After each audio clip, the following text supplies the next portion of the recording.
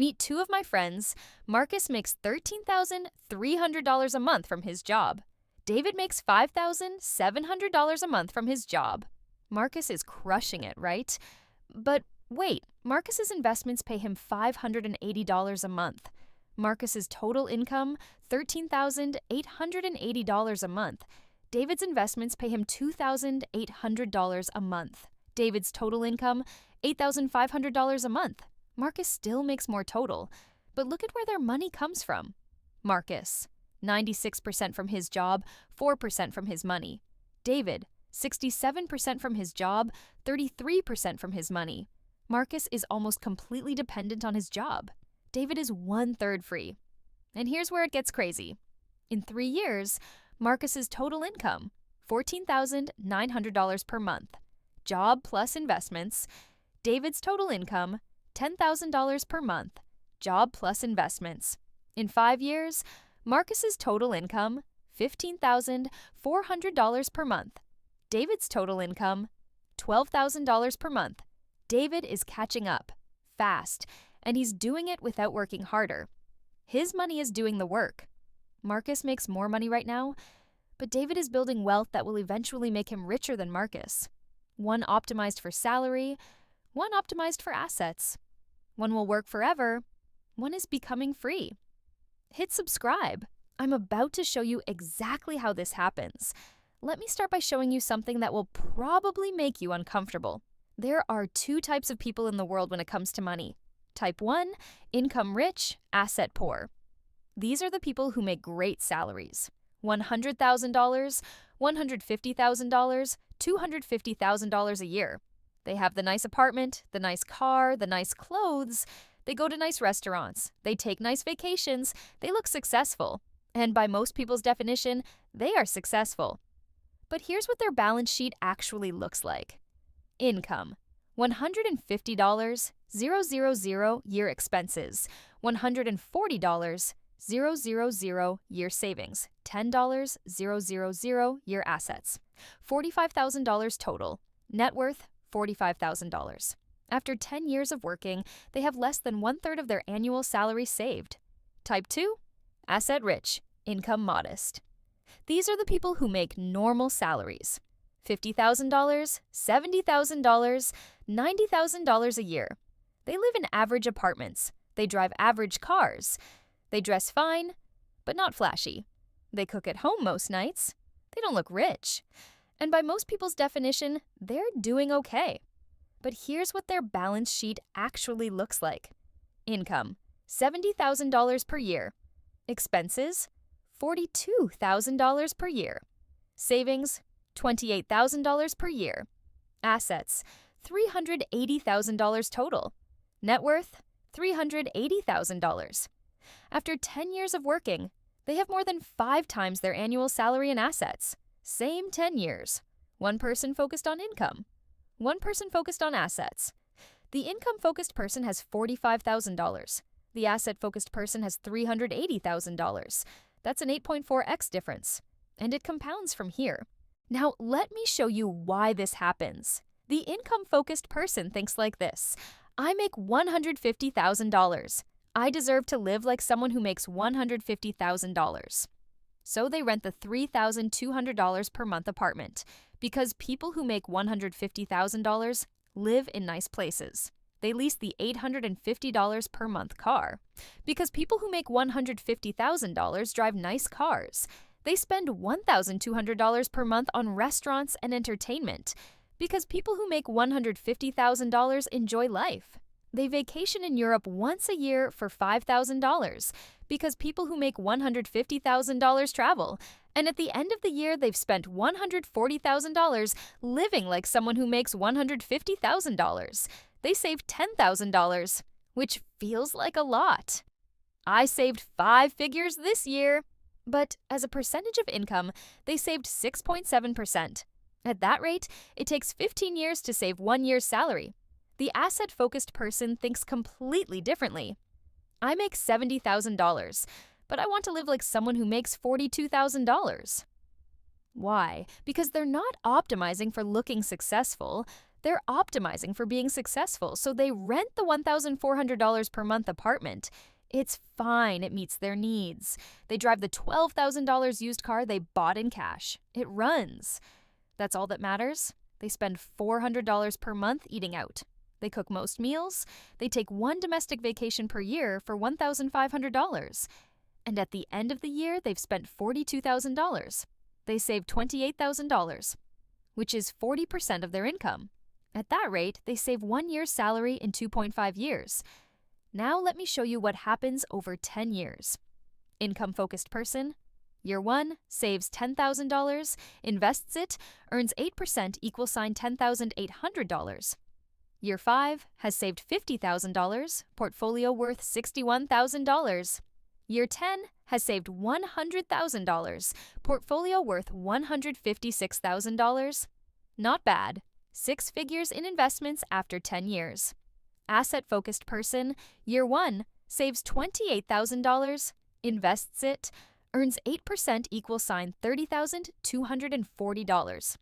Year 5, has saved $140,000, portfolio worth $178,000. Year 10, has saved $280,000, portfolio worth $425,000. Wait, stop. Same 10 years. One person saved $100,000, the other saved $280,000. But the portfolios are $156,000 versus $425,000. That's a $269,000 difference. The asset-focused person, making less than half the salary, has nearly 3 times the wealth. But here's where it gets really interesting. Let's look at their passive income. The income-focused person has $156,000 invested at 8% returns. That generates $12,480 per year in passive income, or $1,040 per month. The asset-focused person has $425,000 invested at 8% returns. That generates $34,000 per year in passive income, or $2,833 per month. Let that sink in. The person making $70,000 has nearly 3 times the passive income of the person making $150,000. Their money is working harder than the high earners' money by a lot. And remember, passive income compounds. Next year, income-focused person adds $10,000 plus earns $13,000 from investments equal $179,000 portfolio. Asset-focused person adds $28,000 plus earns $36,800 from investments equal $489,800 portfolio.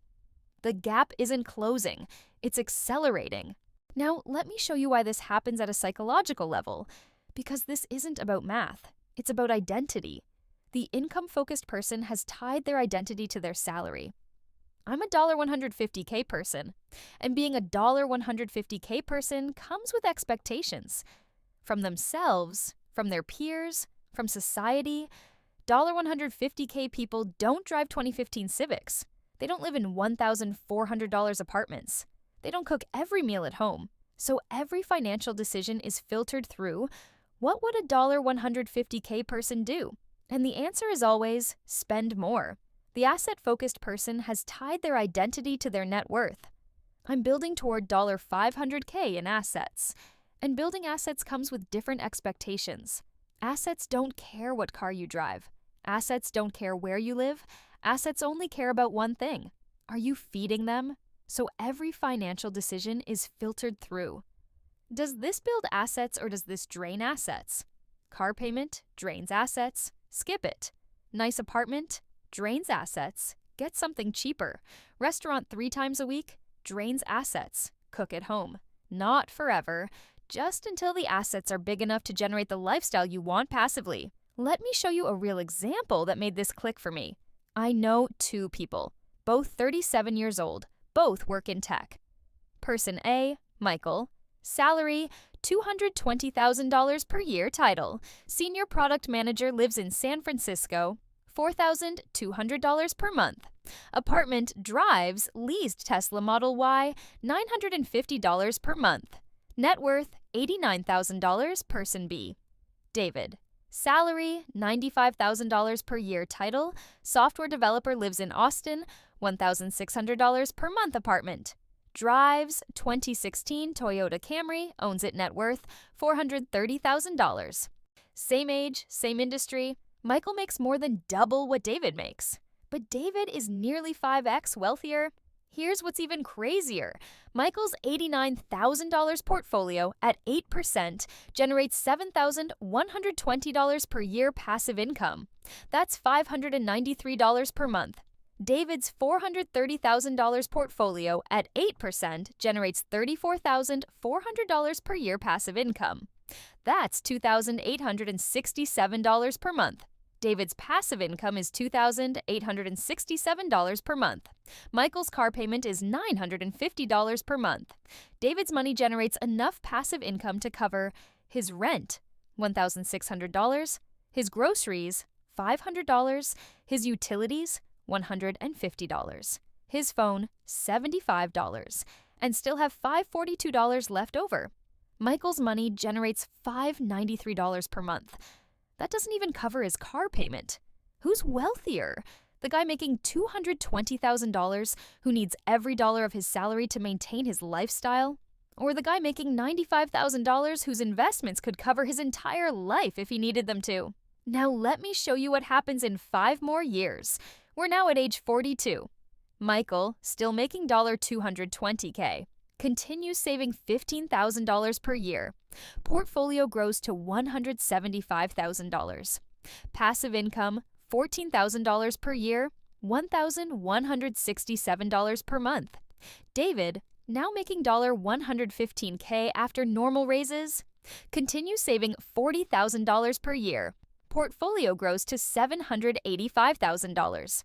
Passive income, $62,800 per year, $5,233 per month. David's passive income is now $5,233 per month. His expenses are about $3,500 per month. His passive income exceeds his expenses by $1,733 per month. David could quit his job tomorrow. His investments cover his lifestyle. Work is now optional. Michael's passive income is $1,167 per month. His expenses are about $11,000 per month. Michael needs his job desperately.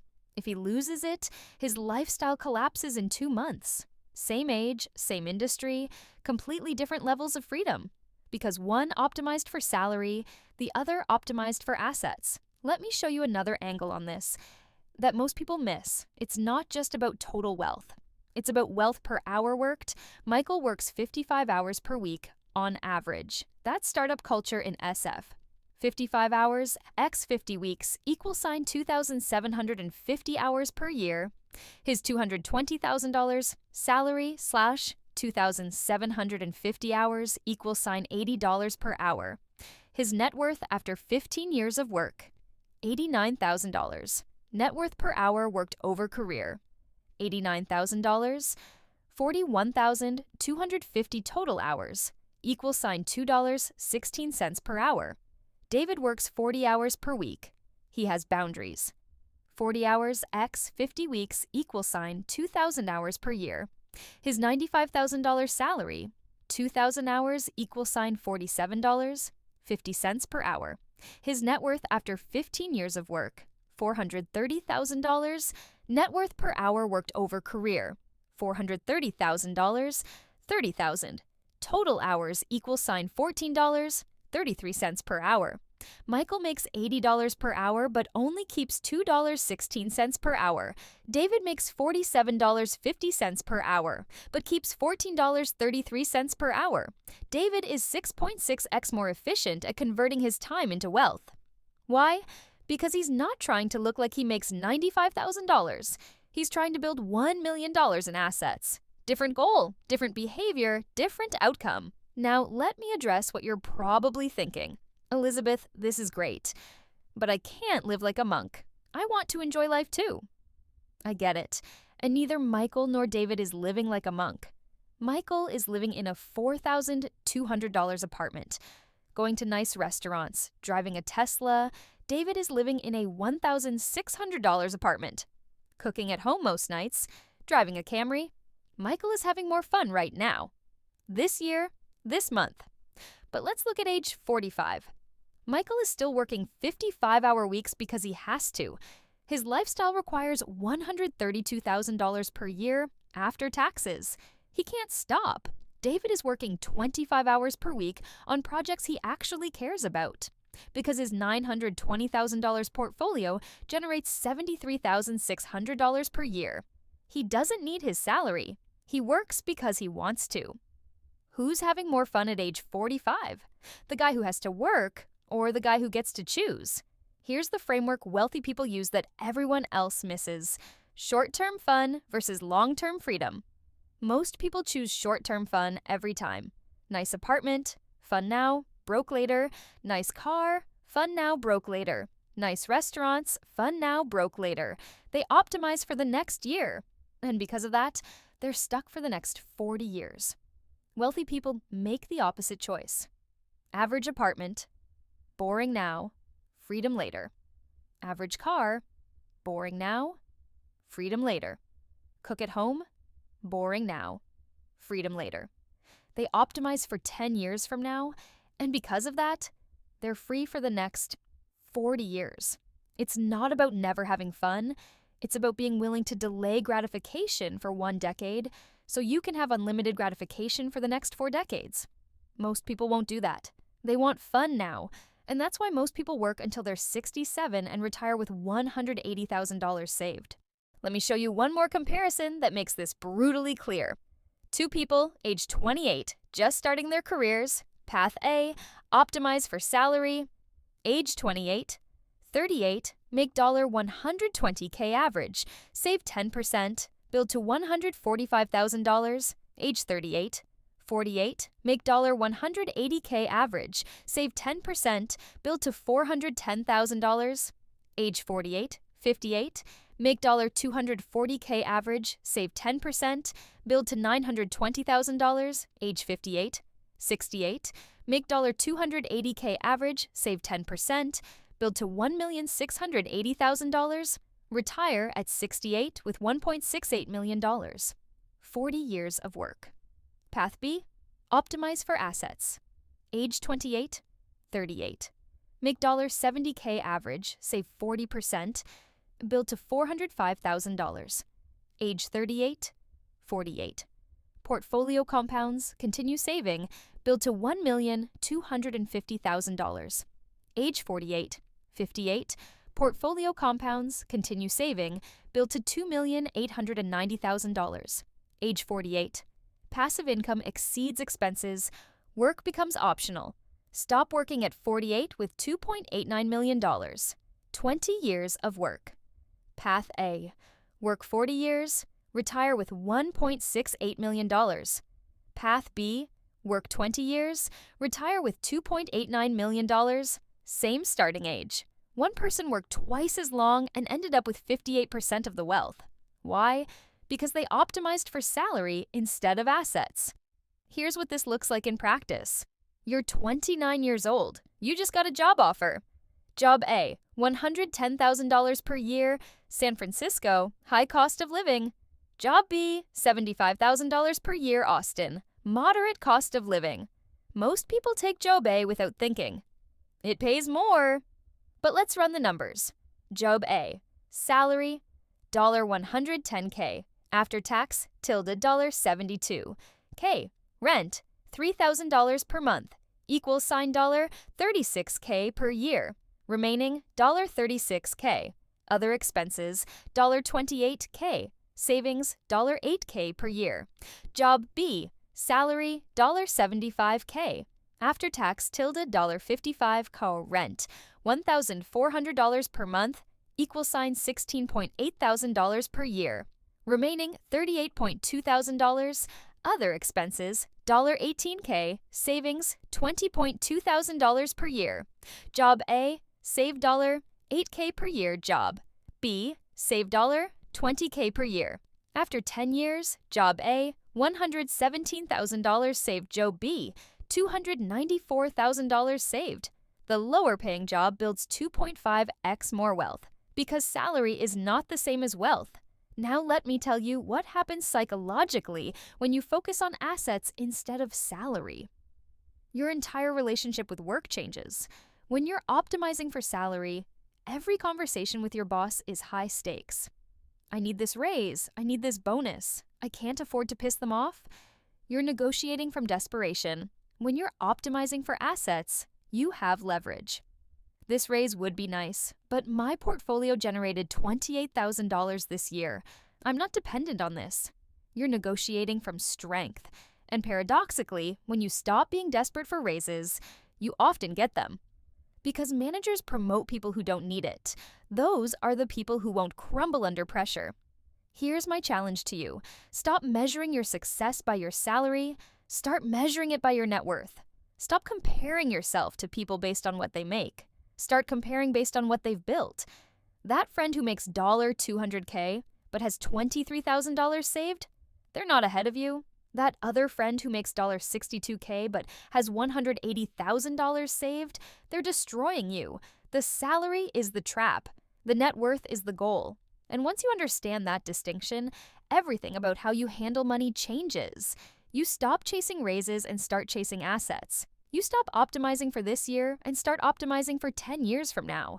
You stop trying to look successful and start actually becoming successful.